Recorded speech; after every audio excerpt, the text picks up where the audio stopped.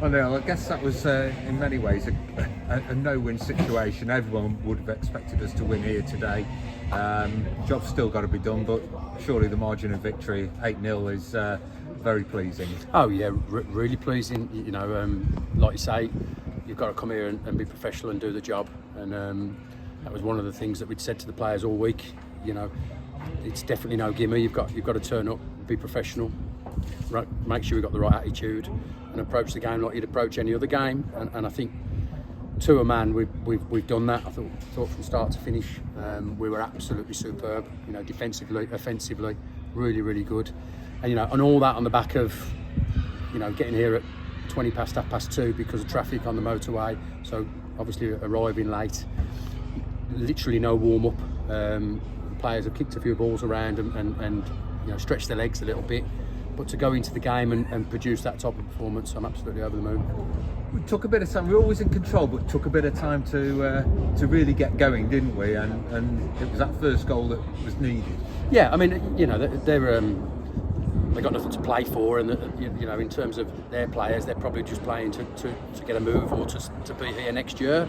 So no pressure on them whatsoever. So the first 20 minutes a bit nip and tuck, really. You know, big strong boys. They've got a few powerful lads in their side, and you have to earn the right. Don't matter whether you're playing bottom, middle of the table or top, you have to earn the right in a football match. And you know, they had a bash for 15-20 minutes, and we had to find our shape and get hold of the ball, get some territory. I think once we'd done that and worked out that we could get in down the sides of them, and we moved the ball a little bit better and went from side to side. Once we did that, and then get the goal to settle everybody down, you know, because everybody's expecting us to score 2 or 3 in the first 10 minutes. It doesn't always work like that. But once we got the first one and we settled down, you know, you could see that every time we attacked, as long as we looked after the ball, we'd create a goal scoring opportunity. And just go through that first goal. 2 players that you've brought into the starting lineup today, Mason Rees, feeding John Atherton. Yeah, great goal. You know, we brought Mason in today because we needed to control the match. We wanted to make sure we got possession of the football and not chasing to get it back.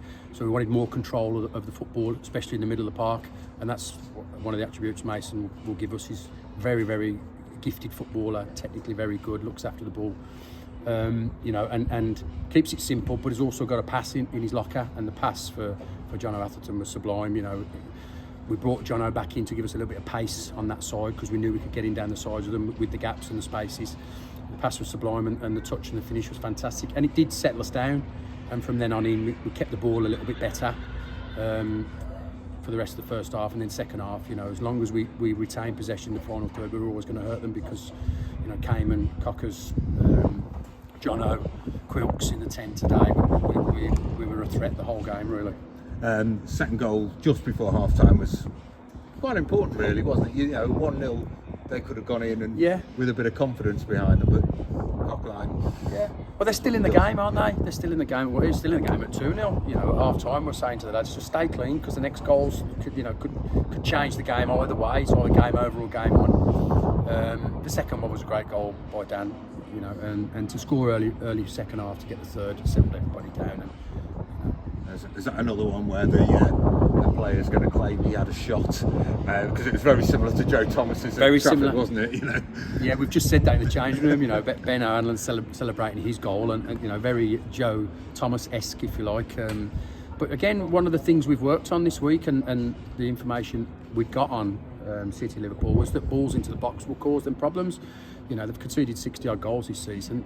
You know, you haven't got to be a rocket scientist to understand that if you're going to win the game and score goals, you need to put the ball into areas where they struggle. And we did that from both sides, and obviously got our just rewards. And eased into a 6-0 lead within, wasn't it? Was it 5-0 at the time, just after the hour mark, and then it went a bit flat, didn't it?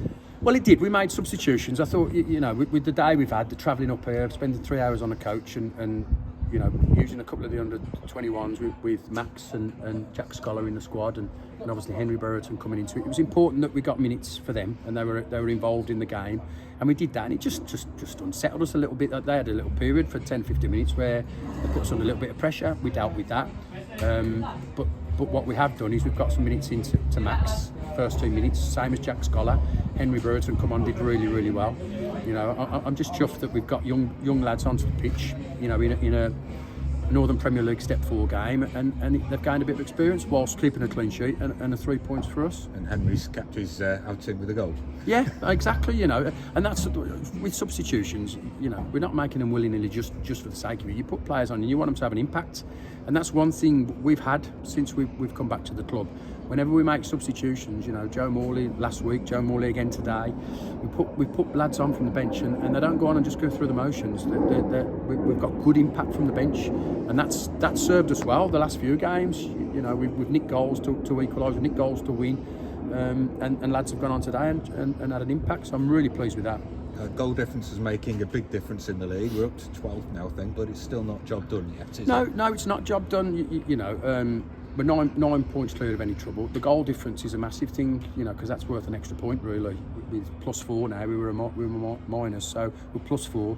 So really, that's worth an extra point, you know. And still a little bit of work to do, you know. And in terms of work to do, you know, mathematically we could still get into a bit of trouble, but work to do in terms of getting into where I think we deserve to be.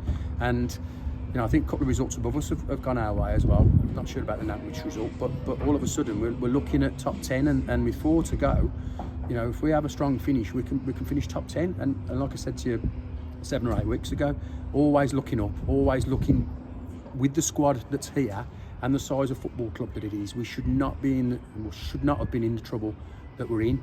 So you have to put that in the dressing room in terms of mentality, what's required. And the lads have come off the pitch today and they're asking me who's lost above us. They're up for finishing top 10. So keep pushing. Couple of players absent today. Just you know, going through. I think Liam Brazier was not available. Is that right? Yeah. So Liam Brazier and Zach Scott from Burton, and obviously Vale with Brazier. They're both playing for their respective clubs today, Burton and Port Vale, because it's sign or release weeks for the pro clubs. So they're waiting on their deals, whether they get a pro or not. And both lads have been called back to play for their clubs. So you know, we wish them well with the game today, and hopefully both of them get the decision that they both deserve. Brazier will be back with us next week. Not sure about Zach. Hopefully he is.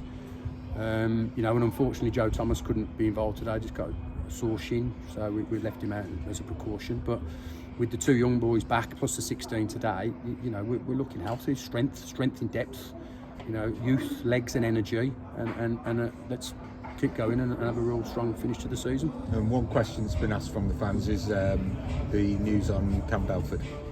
Yeah, so he'll train this week, which we always had a date of end of the first week of April.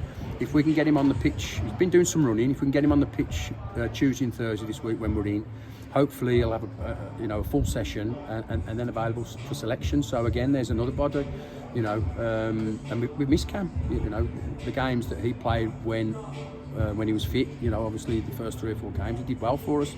Big blow, but we were fortunate to get Leon, and I think Leon's been excellent as well. So, you know, it'll be another body, and we'll see where we go with that. Agreed. Well done on today's win. I believe it's our biggest away win since the war. So okay, congratulations. Happy days. Thank you very much. Cheers, Chris. Thank you.